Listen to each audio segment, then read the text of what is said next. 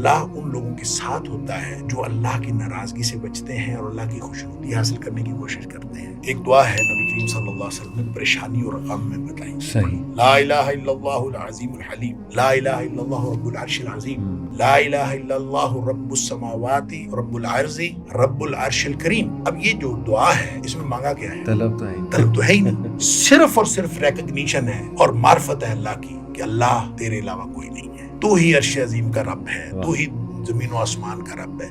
اس کے ساتھ وہ دعا بھی شامل کر لیں جو نبی اکرم صلی اللہ علیہ وسلم نے عرفہ کے دن حاجیوں کے لیے دعا بتائی۔ آپ نے فرمایا عرفہ کے دن کی دعا ساری دعاؤں سے بہترین دعا ہے، صحیح، اور عرفہ کے دن کسی بھی نبی نے جو بھی کوئی دعا مانگی ہے، کسی بھی نبی نے صحیح، جو بھی کوئی دعا مانگی ہے، ان سب سے بہترین دعا یہ ہے، لا الہ الا اللہ وحدہ لا شریک لہ لہ الملک ولہ الحمد وہو علی کل شیء قدیر۔ اب اس میں بھی آپ اندازہ کریں، سوائے اللہ کی صفات بیان کرنے کے اور ریکگنائز کرنے کے اس کے علاوہ کچھ بھی نہیں۔ گویا جو ہی آپ اللہ تعالیٰ کو شعوری طور پر ریکگنائز کریں گے، اللہ کی صفات کا بیان کریں گے، تو آپ کو وہ کنیکٹیوٹی حاصل ہو جائے گی، جس کنیکٹیوٹی کے بعد جو اللہ قرآن میں کہتا ہے نا کہ میں ان کے ساتھ ہو جاتا ہوں۔